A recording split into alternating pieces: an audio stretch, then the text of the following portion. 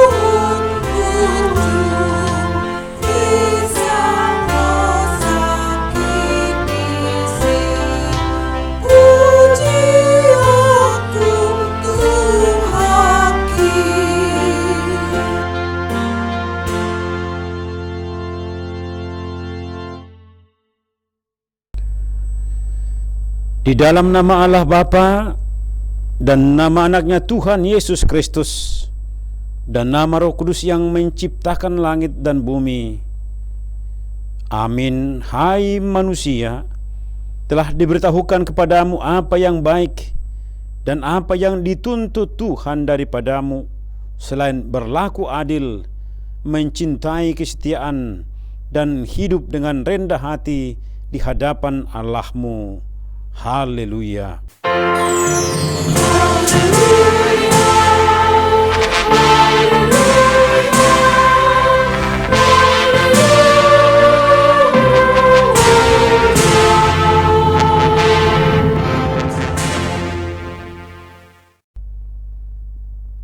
Marilah kita berdoa. Ya Tuhan Allah yang Maha Kuasa, berikanlah bagi kami iman yang benar, yang tumbuh dan kuat. Berikanlah bagi kami kasih yang setia mencintai Tuhan dan manusia.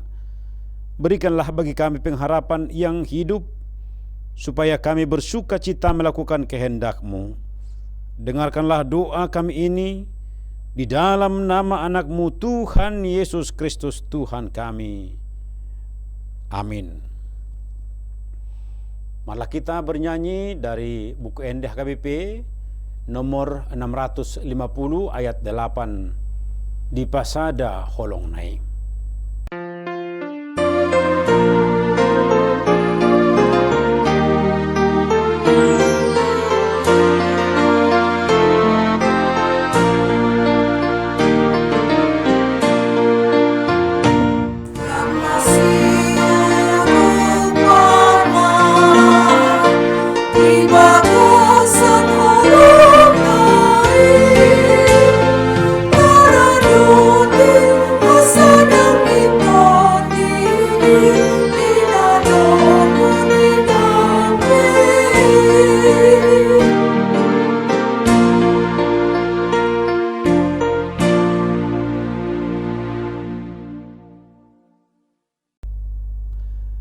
Dengarlah hukum Tuhan yang tertulis dari Galatia 6 ayat 2. Beginilah bunyinya.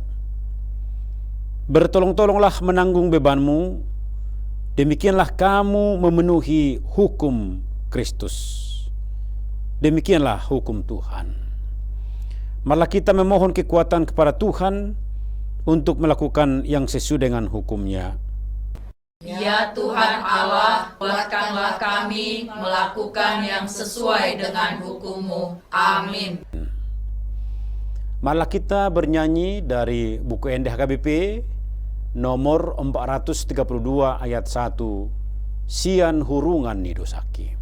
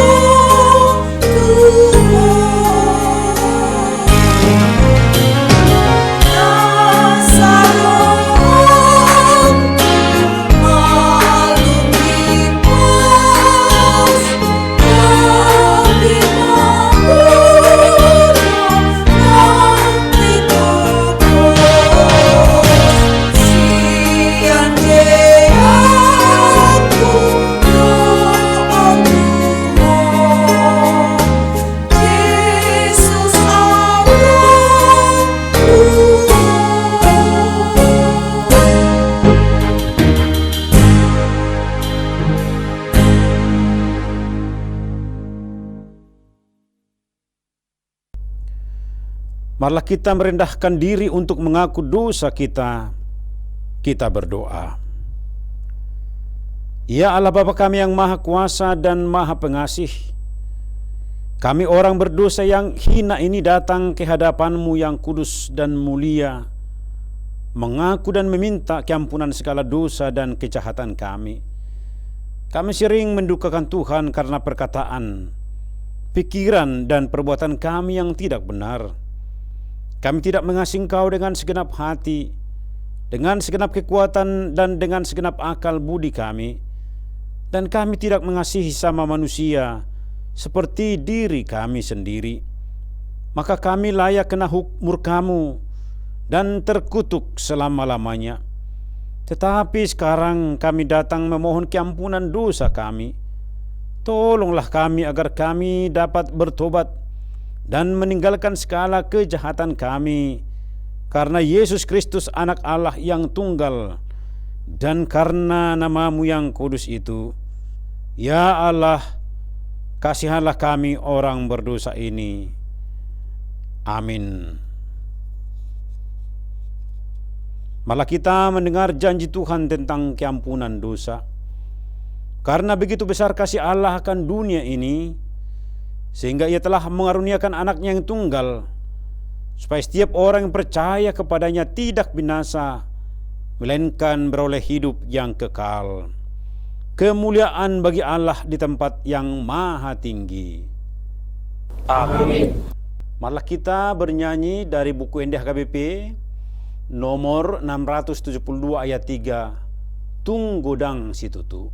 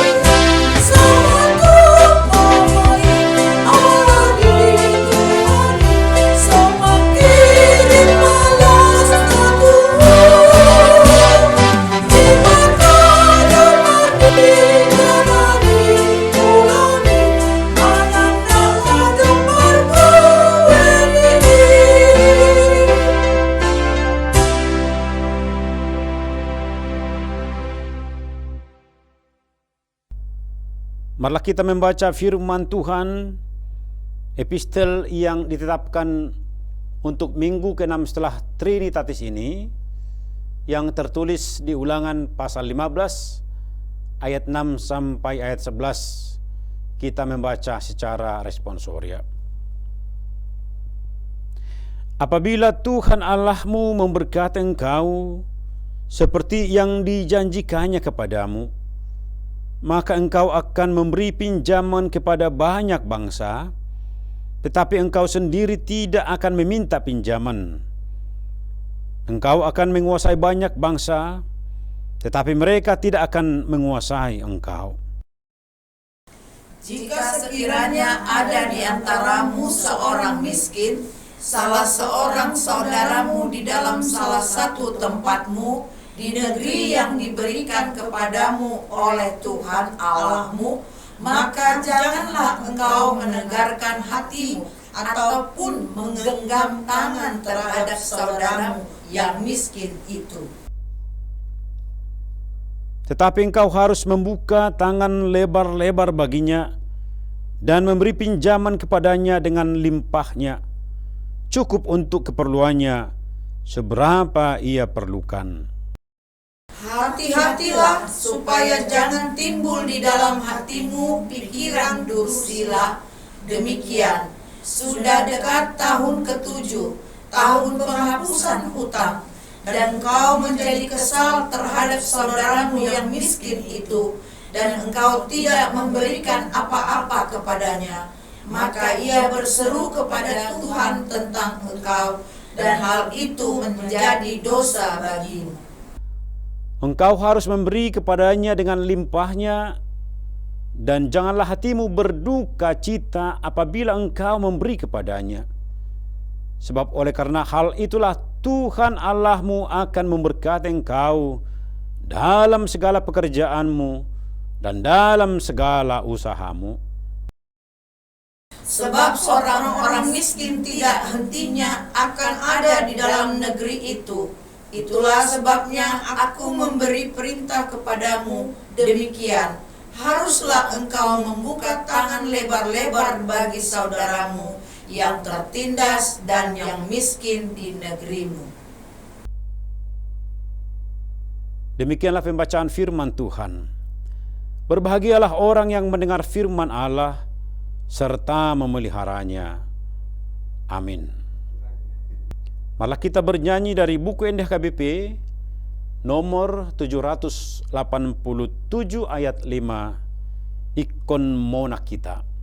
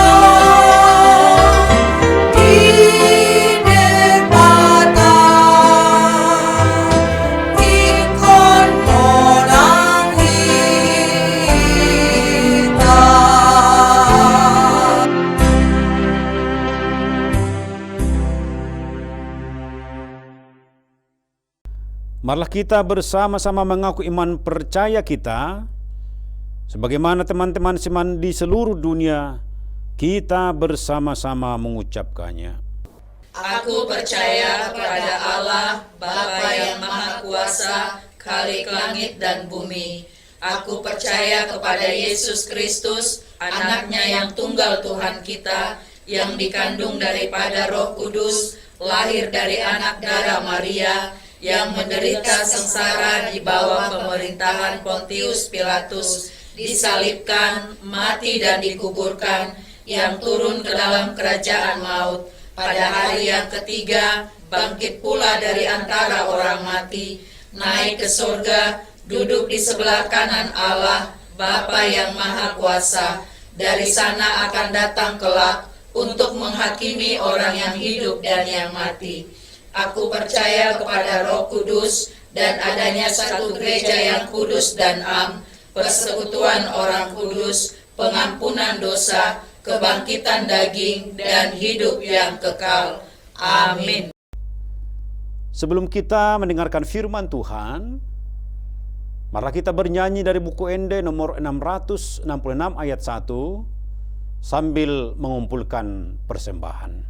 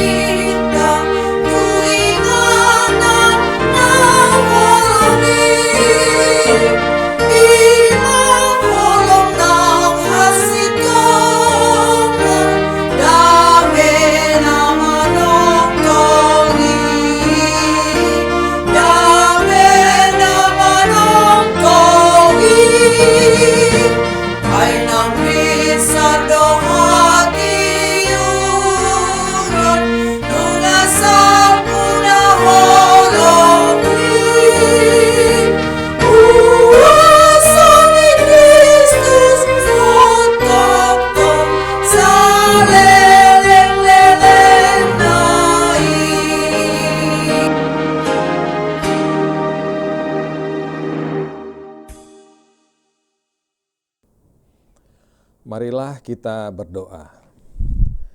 Damai sejahtera Allah Bapa yang melampaui segala akal, kiranya menyertai hati dan pikiran saudara sekalian. Di dalam nama Yesus Kristus Tuhan kita. Amin. Bapak Ibu, saudara yang terkasih, dalam nama Tuhan kita Yesus Kristus, firman Tuhan bagi kita di hari Minggu ini tertulis dalam kitab 3 Yohanes 1 ayat 5-8. Saudaraku yang kekasih, engkau bertindak sebagai orang percaya, di mana engkau berbuat segala sesuatu untuk saudara-saudara, sekalipun mereka adalah orang-orang asing. Mereka telah memberi kesaksian di hadapan jemaat tentang kasih-Mu. Baik benar perbuatanmu jikalau engkau menolong mereka dalam perjalanan mereka dengan suatu cara yang berkenan kepada Allah. Sebab karena namanya, mereka telah berangkat dengan tidak menerima sesuatu pun dari orang-orang yang tidak mengenal Allah. Kita wajib menerima orang-orang yang demikian, supaya kita boleh mengambil bagian dalam pekerjaan mereka untuk kebenaran. Demikianlah firman Tuhan. Shalom, saudara-saudara yang dikasihi Tuhan Yesus. Kalau kita memperhatikan kehidupan sekarang ini, ada sesuatu yang cukup ironis. Kita hidup di zaman ketika manusia semakin mudah terhubung, tetapi di lain sisi justru semakin sulit saling peduli. Dengan satu telepon genggam, kita bisa mengetahui apa yang sedang terjadi di belahan dunia lain. Tetapi belum tentu kita tahu bahwa tetangga di sebelah rumah sedang bergumul dengan sakit, kehilangan pekerjaan, atau sedang menangis di dalam keluarganya. Media sosial seringkali membuat kita mudah memberi tanda suka, menulis komentar tetap semangat, atau mengirim emoji tangan berdoa. Namun seringkali kepedulian itu berhenti di layar. Dunia bisa saja mengajarkan jangan terlalu ikut campur urusan orang lain. Tetapi firman Tuhan mengajarkan sesuatu yang berbeda. Kekristenan bukanlah iman yang membuat seseorang hidup hanya untuk dirinya sendiri, melainkan iman yang menggerakkan hati untuk hadir dan menolong sesama. Itulah yang menjadi pesan yang indah dalam surat Yohanes yang ketiga ini. Saudara-saudara terkasih, surat ini memang sangat pendek, bahkan hanya terdiri dari satu pasal. Namun di balik singkatnya surat ini tersimpan pelajaran yang sangat dalam. Rasul Yohanes menulis kepada seorang yang bernama Gaius, seorang yang tidak dikenal karena kepintarannya berbicara atau karena jabatannya yang tinggi, tetapi ia dikenal karena kesetiaannya mengasihi dan menolong orang lain. Pada masa itu, belum ada penginapan yang layak seperti sekarang ini. Para pemberita Injil yang bepergian dari satu kota ke kota lain sangat bergantung kepada keramahan orang-orang percaya. Jika tidak ada jemaat yang membuka rumahnya, mereka bisa kelaparan, tidak memiliki tempat beristirahat, bahkan pelayanan mereka dapat terhenti. Karena itu, pada ayat 5, Yohanes berkata, "Saudaraku yang kekasih, engkau bertindak sebagai orang percaya, di mana engkau berbuat segala sesuatu untuk saudara-saudara, sekalipun mereka adalah orang-orang asing." Menarik sekali bahwa Yohanes tidak berkata, "Engkau orang yang pintar," atau "engkau memiliki banyak harta." Yang dipuji justru kesetiaannya dalam menolong. Dalam bahasa Yunani, kata berlaku setia berasal dari kata piston, yang berarti dapat dipercaya, setia, dan konsisten. Dengan kata lain, Yohanes sedang berkata bahwa Gaius bukan hanya sesekali berbuat baik, tetapi sikap menolong orang lain sudah menjadi gaya hidupnya. Disinilah kita belajar bahwa iman Kristen tidak pernah berhenti pada pengakuan di mulut saja. Iman selalu menghasilkan tindakan.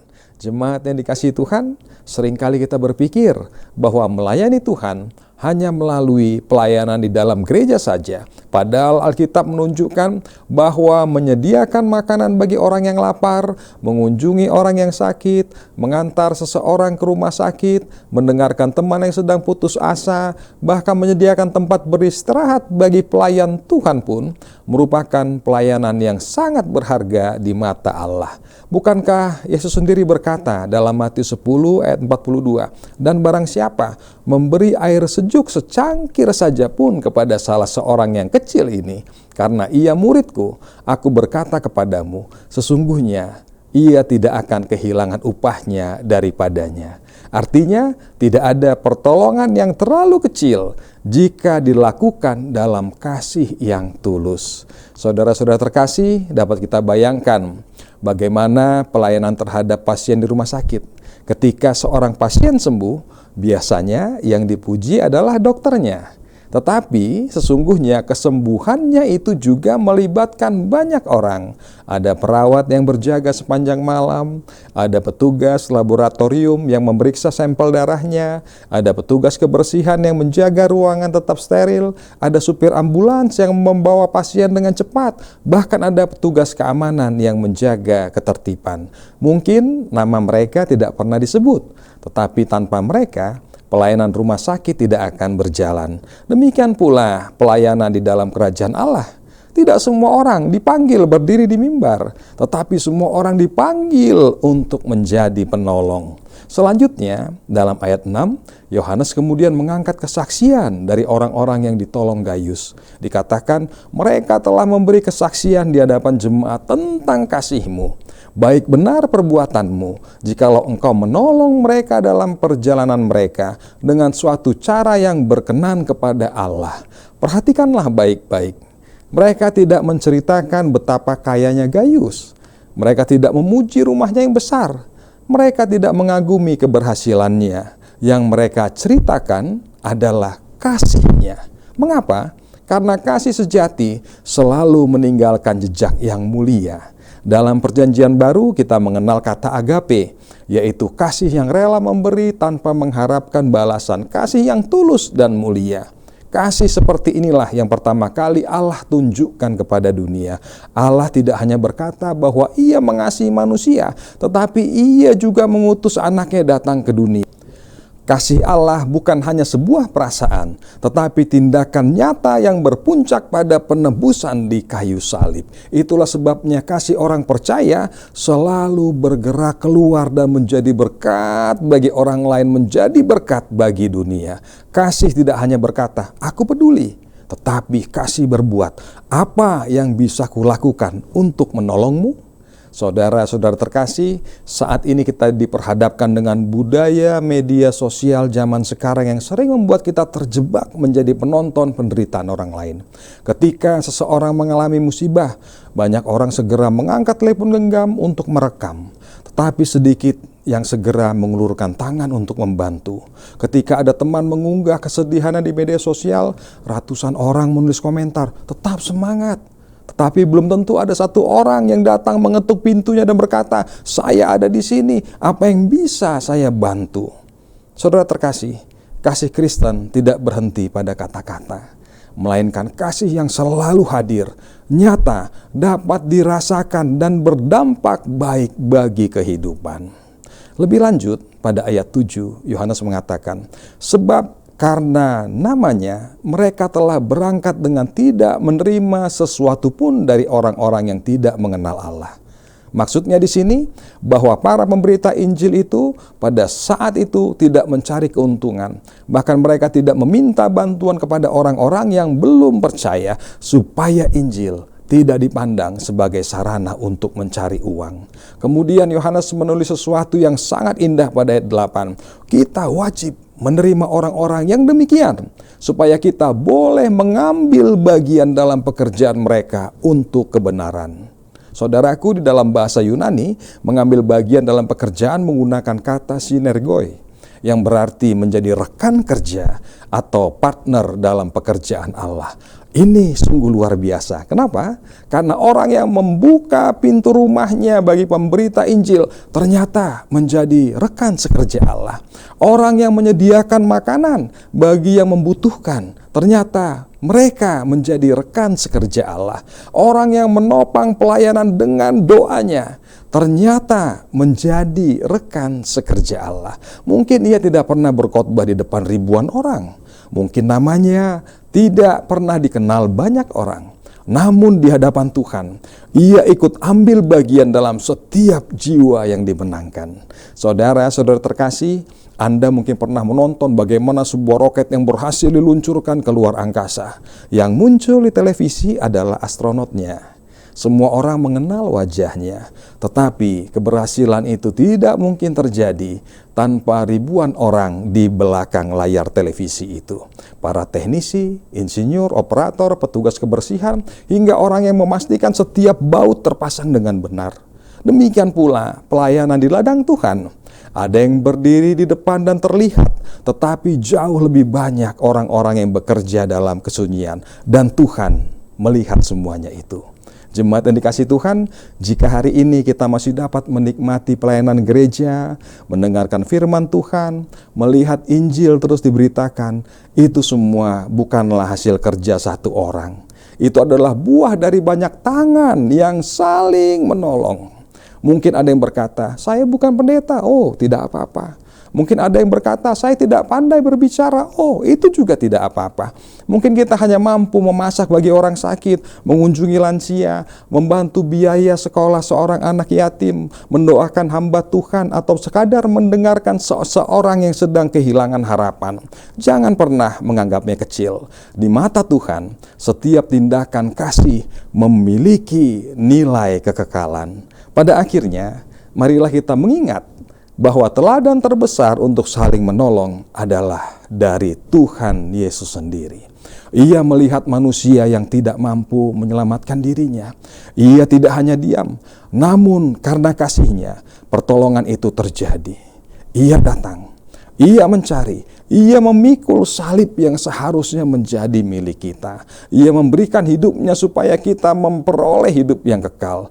Kita semua sesungguhnya adalah orang-orang yang ditolong oleh Kristus. Karena itu, orang yang telah mengalami pertolongan Kristus turut menjadi pribadi yang tulus untuk menolong orang lain.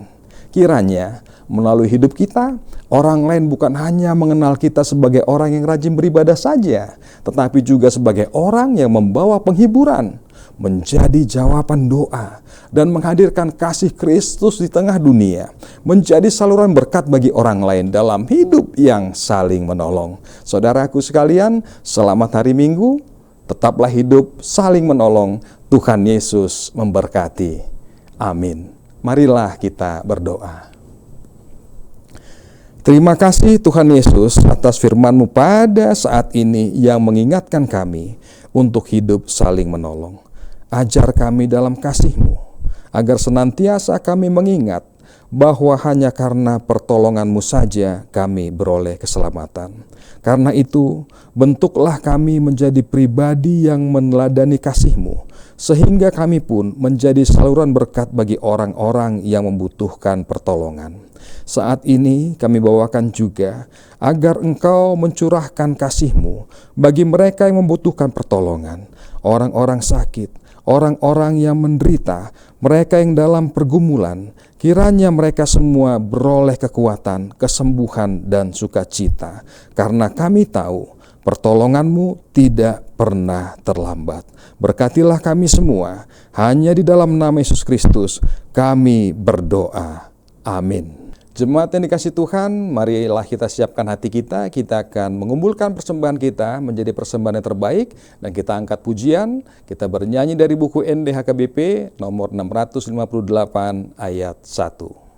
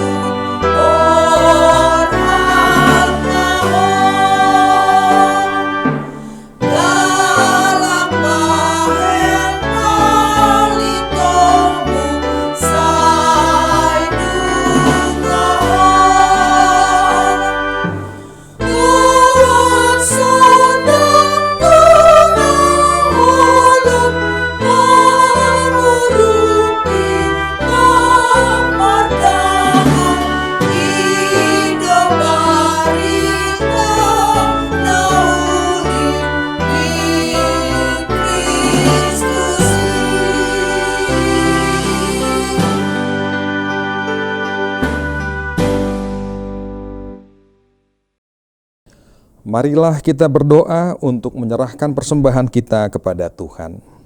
Ya Allah Bapa kami yang di sorga, kami mengaku bahwa Tuhan adalah sumber dari segala karunia yang melimpah dalam kehidupan kami masing-masing. Sebagian daripada karunia itu kami serahkan kembali sebagai persembahan kepada Tuhan. Terimalah dan berkatilah persembahan umat-Mu ini, agar dapat kami pergunakan untuk pekerjaan dan pelayanan kerajaan Tuhan di dunia ini. Bukalah hati kami untuk mengenal betapa banyak berkat dan karunia yang kami peroleh dari Tuhan, supaya kami senantiasa bersyukur kepadamu di dalam nama Yesus Kristus Tuhan kami. Amin.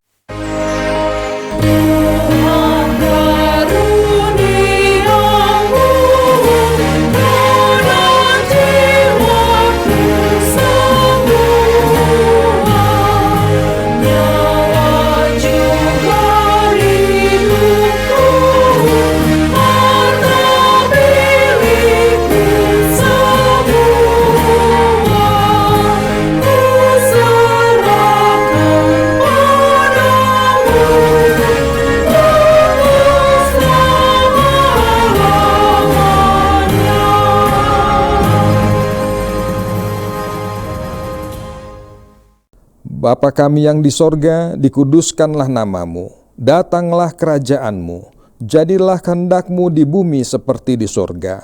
Berikanlah kami pada hari ini makanan kami yang secukupnya, dan ampunilah kami akan kesalahan kami, seperti kami juga telah mengampuni orang yang bersalah kepada kami. Dan janganlah membawa kami ke dalam pencobaan, tetapi lepaskanlah kami dari yang jahat.